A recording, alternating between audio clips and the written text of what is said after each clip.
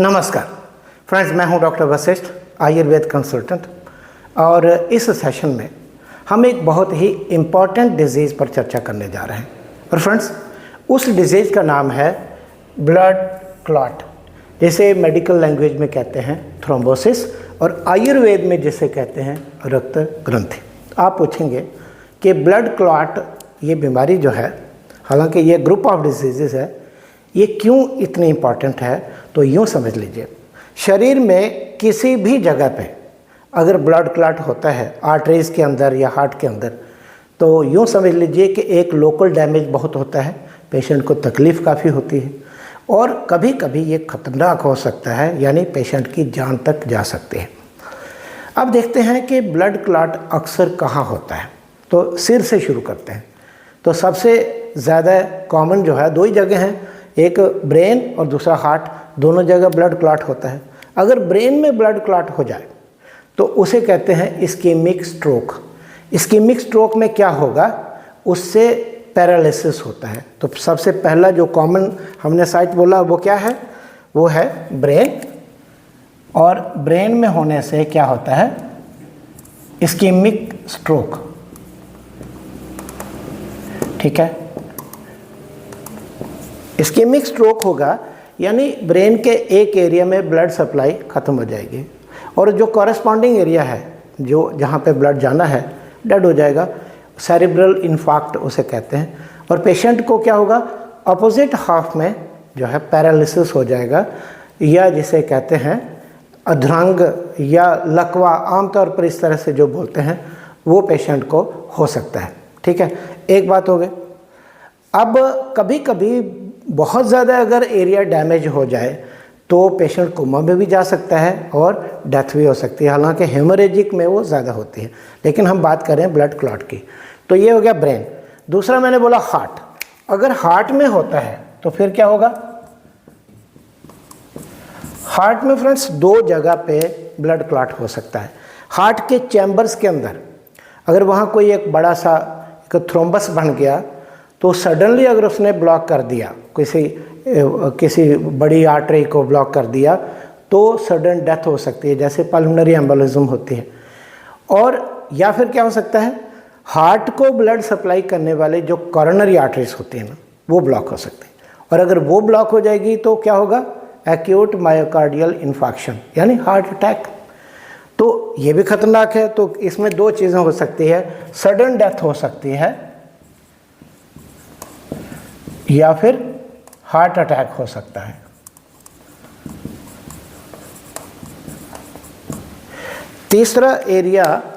तीसरा जो पार्ट है बॉडी का, वो कौन सा है, एब्डोमेन। तो एब्डोमेन में बहुत सारे ऑर्गन्स होते हैं, विसरा जिनको कहते हैं, कोष्ठांग। तो जैसे किडनीज है, लिवर है, स्प्लीन है, और भी बहुत सारे जो है इंटेस्टाइन्स वगैरह, ये सब कुछ होता है। तो यूँ समझ लीजिए कि जिस एरिया में ब्लड क्लॉट बना, थ्रोम्बस बना, उस कॉरेस्पॉन्डिंग एरिया में क्या होगा, वो इन्फाक्शन हो जाएगा, वो एरिया डेड हो जाएगा, नेक्रोस्ड हो जाएगा, मर जाएगा। उसके कारण पेशेंट को बहुत सारी पेट में दर्द भी होती है, वॉमिटिंग भी होती है, पेशेंट के बार शॉक में भी चला जाता है और उसे डेथ तक हो सकती है। और इसके बाद ये हमने बोल दिया एब्डोमेन के लिए, ठीक है। और इसके बाद जो एरिया है वो आती हैं लिम्स, यानी हमारे आर्म्स या लेग्स, और ख़ास करके आर्म्स। तो अगर आर्म्स में लेग्स में अगर होता है तो क्या होता है, लेग्स में अगर थ्रोम्बोसिस हो जाएगी या ब्लड क्लॉट फॉर्मेशन हो जाएगी, तो अगर थोड़ी है तो पेशेंट को क्लॉडिकेशन वगैरह होती है, दर्द होती है, ये सारा कुछ होता है। हालांकि वो ज़्यादातर आर्टरीज के सिकुड़ने से होता है, लेकिन कभी कभी ऐसा हो सकता है। और नीचे के पार्ट में इडिमा हो जाता है, सूजन हो जाता है, और कभी कभी अगर ब्लड सप्लाई बिल्कुल रुक जाए तो गैंग्रीन हो जाती है। गैंग्रीन मतलब वो एरिया सड़ जाता है और कभी उसके एम्पुटेट करना पड़ता है। तो यूँ समझ लीजिए, हमने बहुत ब्रीफली देखा है कि कहाँ कहाँ पे ये ब्लड क्लॉट फॉर्मेशन हो सकती है और उसका क्या सिग्निफिकेंस हो सकता है, उसके क्या परिणाम हो सकते हैं। लेकिन हमारा उद्देश्य यह है इस छोटे से सेशन का कि हम आपको कुछ ऐसी दवाइयाँ बताएं, कुछ आयुर्वेद की ऐसी औषधियाँ बताएं जो ये ब्लड क्लॉट फॉर्मेशन को रोक सकते हैं, और हो सकता है अगर लंबे समय तक दी जाए तो थोड़ा थ्रोम्बोलाइज भी हो जाए। थ्रोम्बोलाइज का मतलब धीरे धीरे ब्लड क्लॉट पिघल भी सकता है, ये तो रिसर्च का विषय है। लेकिन एक बात मैं आपको कहना चाहता हूँ, ये सारी अभी जो मेडिसिन हम आपको बताने जा रहे हैं ये ज़्यादातर क्रॉनिक थ्रोम्बोसिस होती है ना, ब्लड क्लॉट बन गया, जैसे किसी को पैरालिसिस हो गया, एक्यूट नहीं है क्रॉनिक है, तो तब देनी चाहिए, क्योंकि एक्यूट में इमरजेंसी हो सकती है और उसका किसी अच्छे से हॉस्पिटल में जो वेल इक्विप्ड है वहाँ पे उसका ट्रीटमेंट चलना चाहिए। ओके, तो हम आपको 2 प्रकार की मेडिसिन बताने जा रहे हैं और दोनों ग्रुप्स में 3-3 मेडिसिन हैं, ठीक है। तो पहली मेडिसिन जो पहला ग्रुप जो है वो है प्राइमरी ड्रग्स और दूसरा है सपोर्टिव ड्रग्स, ठीक है। इसका मतलब क्या है कि इन प्राइमरी में से कोई एक तो आपको देनी ही है, आप 2 भी दे सकते हैं, 3 भी दे सकते हैं, लेकिन आप सपोर्ट करने के लिए आप इनमें से कोई 1, 2 या तीनों दे सकते हैं, इतना कहने का अभिप्राय है। अब सवाल यह है कि जो प्राइमरी ड्रग्स हैं आयुर्वेद में ब्लड क्लॉट बनने से रोकने के लिए या अगर बन जाए तो उसके इलाज के लिए, तो वो हमारे पास ऐसे तो बहुत सारी हैं, सबको गिनाना भी बड़ा कठिन है। हम आपको उन ड्रग्स के बारे में बताएंगे जो इम्पॉर्टेंट हैं, जो क्लिनिकली देखा गया है, बहुत सारे लोगों ने काम किया है और पाया है कि ये इफ़ेक्टिव हैं, आचार्यों ने भी ऐसा बताया है, रिसर्च भी हुई है। तो इनमें सबसे पहला नाम आता है पारावत शकृत का। फ्रेंड्स, पारावत शकृत क्या होता है ये समझ लीजिए, अगर आपको पता है तो अच्छी बात है, नहीं पता है तो मैं बता देता हूँ। इसका दूसरा नाम होता है संस्कृत में कपोतविष्ठा, यानी कबूतर होता है ना, उसकी बीट को कहते हैं। अब आप बोलेंगे कि ये क्या डॉक्टर वशिष्ठ बोलता रहता है कि किसी को अगर ब्लड क्लॉट हो जाए तो उसको कबूतर की बीट खिलानी है, लेकिन आचार्य कहते हैं और महर्षि चरक ने ये अपने चिकित्सा अध्याय में 4थे अध्याय में ये बताया हुआ है, 71 उसका श्लोक है, वर्ष है, कि अगर रक्त ग्रंथि या ग्रथित रक्त हो जाए, यानी अगर ब्लड क्लॉट हो जाए तो फिर पारावत शकृत का उपयोग किया जाना चाहिए। और हमें लगता है कि आपने ज़रूर सुना होगा कि अगर किसी को लकवा हो जाए, अधरंग हो जाए, यानी अगर पैरालिसिस हो जाए तो हेमिप्लेजिया जिसे कहते हैं, तो उससे आयुर्वेद में अक्सर जो पुराने वैद्य हकीम जो हैं वो कहते थे भाई इसको आप कबूतर की बीट जो है वो खिलाइए, लेकिन वो अब कैसे खाई जाएगी वो तरीका आपको बताते हैं। तो ये आपने सुना ज़रूर होगा, और यहाँ तक कि आपने ये भी सुना होगा कि कबूतर का जो है वो मांस भी खाने को इसमें कहा गया है, और ये आयुर्वेद के चिकित्सक पुराने खास करके ये कहते भी थे। लेकिन अब सवाल ये है कि ये पारावत शकृत कपोतविष्ठा ये खिलाई कैसे जाए। तो पहले तो आप इसको, अगर आप आयुर्वेद चिकित्सक हैं तो इसको अच्छी जगह से, साफ़ सुथरी जगह जहाँ कबूतरों, हालांकि कोई जगह इतनी साफ़ होती नहीं है, लेकिन अगर आपको मिल जाती है तो साफ़ सुथरी जगह पे जो कपोतविष्ठा पड़ी हो उसको लीजिए, उसको अच्छी तरह से धूप में सुखाइए ताकि जितना ज़्यादा हो सके उसमें से जो कुछ तो उसे उसकी सफाई होगी ही, अगर उसमें कोई जर्म्स वगैरह हैं, धूप में रखिए और उसके बाद उसे अच्छी तरह से साफ़ करिए। उसमें कोई भी मटेरियल ऐसा नहीं होना चाहिए जो कि अडल्ट्रेट कर रहा हो, जो जिसमें थोड़ी प्रॉब्लम आ रही हो, उसे गंदा बना रहा हो, वो सब निकाल दीजिए, सुखा के उसका पाउडर करिए और आधा से 1 ग्राम पारावत शकृत दिन में 3 बार देना चाहिए, कुछ खाने के बाद पानी के साथ, ठीक है। लेकिन अगर किसी की प्रॉब्लम ज़्यादा है, आपको लगता है कि प्रॉब्लम बहुत ज़्यादा है और पहले एक्यूट इमरजेंसी तो मैनेज हो गई, लेकिन अभी पेशेंट वहाँ से तो बच गया, लेकिन अभी कुछ सब एक्यूट प्रॉब्लम है, तो फिर हम लोग आधा से 1 ग्राम, कभी कभी 3 से 6 बार देने को बोलते हैं। पहले मैंने क्या बोला कि 3 बार दीजिए, आप 4 बार, 5 बार, 6 बार तक भी दे सकते हैं। ये डिपेंड करता है कि पेशेंट कितना उसको टॉलरेट करता है, उसके बॉडी वेट वगैरह क्या है।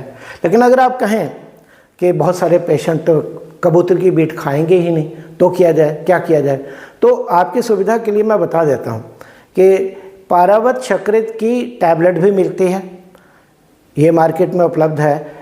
इस टैबलेट को भी आप उपयोग में ला सकते हैं। डोज क्या होनी चाहिए? 1 से 2 टैबलेट दिन में 3 से 6 बार। इसको समझ लीजिए, युक्तिपूर्वक औषध को देना ये आपका कर्तव्य है। यानी अगर पेशेंट की प्रॉब्लम ज़्यादा है तो आपको 2 टैबलेट दिन में 6 बार भी देनी पड़ सकती है। और जैसे जैसे आपको लगता है कि सुधार आ रहा है या एक जगह रुक गया है तो आप धीरे धीरे डोज को कम करते हुए 2-2 टैबलेट 3 बार पे ला सकते हैं, और फिर उसे और कम करके करते करते 1 टैबलेट सुबह शाम तक ला सकते हैं। लेकिन आम तौर पर अगर आपके पास कोई लकवा का पेशेंट आता है, हेमीप्लेजिया पैरालिसिस का, जिसको 6 महीने से है, साल से है, तो सिंपल सी बात है कि 2-2 टैबलेट दिन में 3 बार इसको खिलाना है, लेकिन लंबे समय तक देना है। ये बहुत ज़रूरी है। पारावत शकृत की टैबलेट की बात हुई है, ठीक है। अब दूसरी दवाई जो है, दूसरी औषध जो कि ब्लड क्लॉट में आप दे सकते हैं और जिसके ऊपर रिसर्च भी हुई है, उसका नाम है दुरालभा। तो दुरालभा के बारे में आपने सोचा होगा कि ये औषध ज़्यादातर जब चक्कर आते हैं ना, उनको बंद करने के लिए दी जाती है।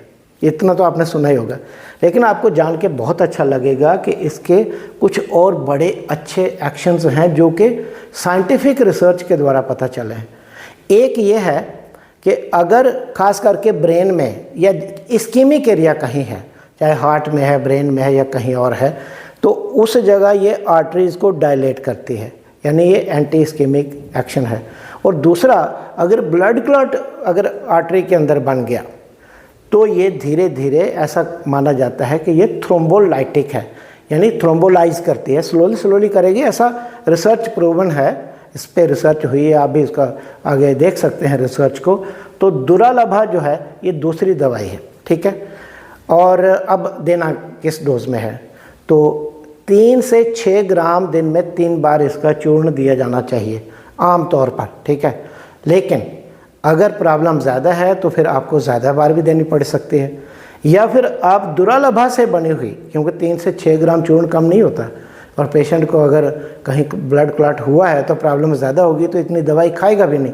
तो आप दुरालभा से बनी हुई घनवटी जो है वो उसका पता करिए। तो घनवटी या घन टैबलेट जो है 2-2 टैबलेट दिन में 3 से 6 बार आपको शुरुआत करनी है।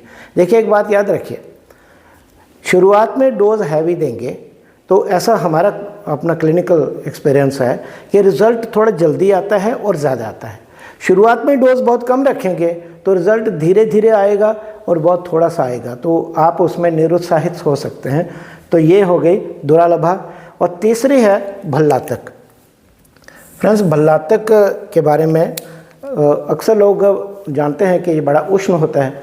तो अब अगर आप ही बताइए, अगर किसी आर्टरी के अंदर ब्लड क्लॉट हो गया है तो अगर उसको पिघलाना है, थ्रोम्बोलाइज करना है, तोड़ना है, उस भेद करना है, ग्रंथि भेदन करना है, तो उसके लिए आपको उष्ण और तीक्ष्ण औषधि चाहिए ना। तो भल्लातक से ज़्यादा उष्ण तीक्ष्ण और क्या हो सकता है? और वैसे तो इसके ऊपर रिसर्च हुआ है और ये देखा गया कि ये एंटी एथेरोजेनिक है। उसका मतलब क्या होता है? जो आर्टरीज़ के अंदर प्लाक बनता है ना, प्लाक यानी ब्लॉकेज होता है ना, या एथेरोस्क्लेरोसिस होती है, तो रिसर्च से पाया गया है कि उसे रोकता है, तो कदाचित ये उसे कम भी करता है। लेकिन इसके साथ साथ ये भी पाया गया है कि ये थ्रोम्बोलाइसिस भी करता है, यानी अगर थ्रोम्बस कहीं छोटा मोटा है तो उसको पिघलाने का काम भी करता है। ये भी रिसर्च से ही पता चला है।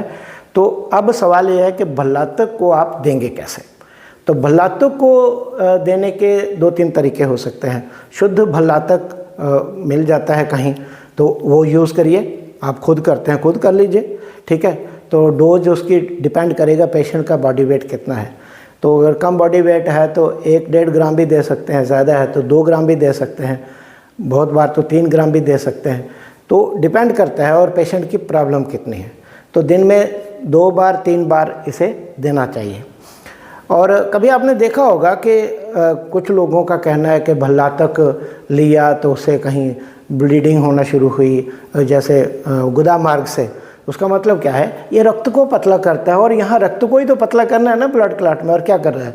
तो वो अपने आप में एक प्रमाण है कि भल्लातक से रक्त पतला होता है, ठीक है। ब्लड थिनिंग होती है, एंटीप्लेटलेट इफेक्ट होता है, थ्रोम्बोलाइटिक इफेक्ट है। तो ये तो शुद्ध भल्लातक जो है मैंने बोल दिया, या फिर अमृत भल्लातक दे सकते हैं, या फिर भल्लातक घन टैबलेट वो आप दे सकते हैं, और या फिर भल्लातक से कोई बना हुआ और कोई योग है, जैसे एक भल्लातक गुगलू और चित्रक से बना हुआ एक रेव प्लाक टैबलेट आती है, अब वो भी दे सकते हैं। तो फ्रेंड्स ये प्राइमरी जो ड्रग्स हैं ये मेन है। मैं ये नहीं कह रहा हूँ कि हर एक पेशेंट में आपने तीनों देनी है, नो, मेरा कहना है आप तीनों में से कोई एक दे दीजिए, शुरू कर दीजिए, और प्रॉब्लम अगर आपको ज़्यादा लगती है तो 2 भी दे सकते हैं, और कभी कभी हो सकता है आपको 3 भी देनी पड़े, लेकिन आमतौर पर बेहतर ये होता है कि कोई 1 या 2 से ट्रीटमेंट स्टार्ट करें। ये प्राइमरी, इनमें से कोई ना कोई एक आपको ब्लड क्लॉट होने पे, जैसे डीप वेन थ्रोम्बोसिस होती है उसमें, इनमें से कोई एक तो देनी ही चाहिए, ऐसा हमारा एक सुझाव है। बाकी आप तो ज़्यादा अच्छे तरह जानते हैं। और अब इसके साथ कुछ आपको 3 औषधियाँ ऐसी बताने जा रहे हैं, दवाइयाँ जो कि सपोर्टिव हैं, यानी ये अकेले भी काम करेंगी लेकिन उतना नहीं, ये अकेले काम कर सकते हैं लेकिन ये इनकी सपोर्टिव है। तो ये कौन कौन सी हैं? तो नंबर 2 पे रसोन है। रसोन क्या होता है? गार्लिक।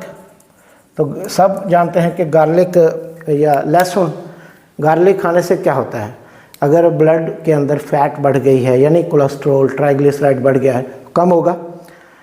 लेकिन इसके साथ साथ ये खून को पतला करता है, जैसे एस्प्रिन डिस्प्रिन वगैरह करते हैं, एस्प्रिन देते हैं, उसी तरह से देखा गया है कि ये एंटी प्लेटलेट इफेक्ट भी है। और इसी कारण, इसी एंटी प्लेटलेट इफेक्ट के कारण ब्लड क्लॉट की प्रिवेंशन के लिए, यानी रक्त ग्रंथि ना बने, तो आप रसोन का सेवन करवा सकते हैं। कैसे? बहुत सिंपल है। चटनी बना के पेशेंट को बोलिए ना खाने के लिए, क्या दिक्कत है, या खाने में बोलिए कि आप रसोन का इस्तेमाल ज़्यादा करें, या फिर कुछ लोग एम्प्टी स्टमक भी लेते हैं सुबह सुबह उठ के, वो भी ले सकते हैं, या इससे बनी हुई कोई घन टैबलेट मिलती है, आप वो भी ले सकते हैं। तो ये हो गया रसोन। अब दूसरी औषध या जो सपोर्टिव ड्रग है वो है कलौंजी। कलौंजी काली जीरी होती है, और इसका निगेला सटाइवा, निगेला सटाइवम जो है इसका नाम है, ओके, बोटैनिकल नाम, इसके बीज होते हैं।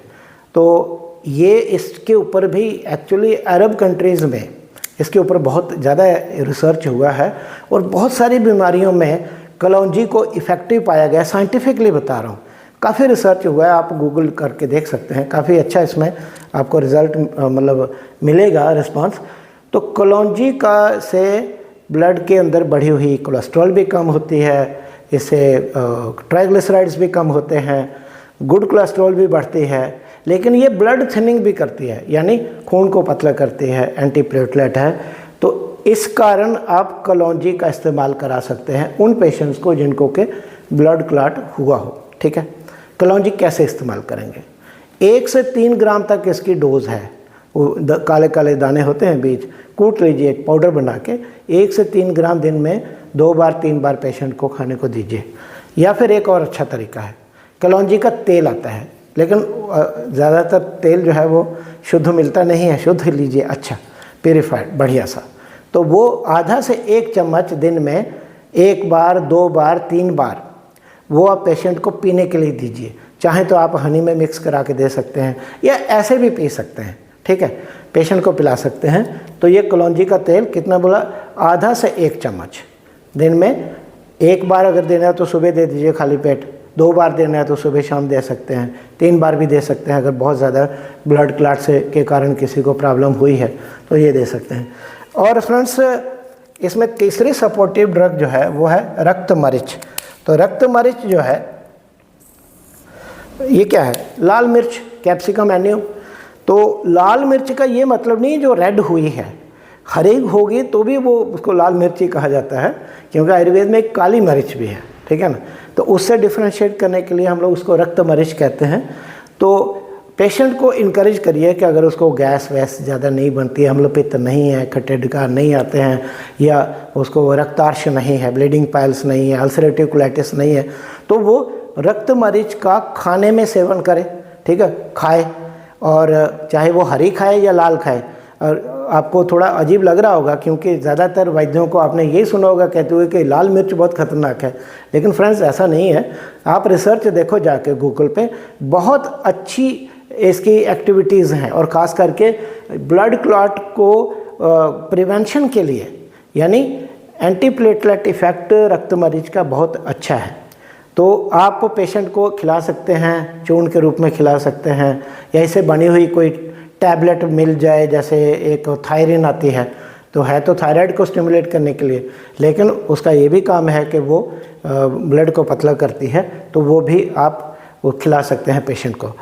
तो फ्रेंड्स, ये हमने आपके साथ मोटे तौर पर और बहुत ब्रीफली, बहुत संक्षेप में डिस्कस किया कि ब्लड क्लॉट जो है वो क्या होती है और कहाँ कहाँ होती है, उसके क्या क्या कॉन्सिक्वेंसेस होते हैं, और ब्लड क्लॉट का पेशेंट अगर आपके पास आता है तो आपको कौन कौन सी औषधियाँ देनी है।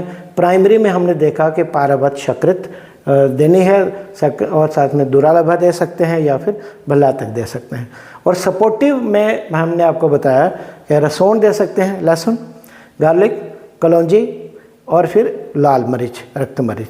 तो ये फ्रेंड्स एक इन शॉर्ट हमारा सेशन था, क्योंकि काफ़ी सारे आयुर्वेद डॉक्टर्स जो हैं वो हमें बार बार आग्रह कर रहे थे कि ब्लड क्लॉट को रोकने के लिए या संभव हो तो पिघलाने के लिए और थ्रोम्बोलाइज करने के लिए क्या क्या इफ़ेक्टिव टारगेट पे काम करने वाली औषधियाँ हो सकती हैं, इनके ऊपर कोई सेशन लीजिए। तो हमने उन आयुर्वेद चिकित्सकों के अनुरोध पे, हमने उनके आग्रह पे यह सेशन आपके लिए किया है। अगर हमें पता है कि बहुत सारी क्वेरीज़ आपके माइंड में होंगी, और जो भी क्वेरीज़ हों तो हमारा नंबर आपको यहाँ मिल ही जाएगा, तो आप पर्सनली हमको अपने हमारे मोबाइल नंबर पे कांटेक्ट करिए या व्हाट्सएप पे मैसेज करिए, तो हम पूरा प्रयास करेंगे कि आपकी क्वेरीज़ का उत्तर दें। और ये सेशन अटेंड करने के लिए बहुत सारा धन्यवाद। नमस्कार। अपना, अपने पेशेंट्स का, अपने घर के लोगों का, साथियों का, सबका भरपूर ध्यान रखिए।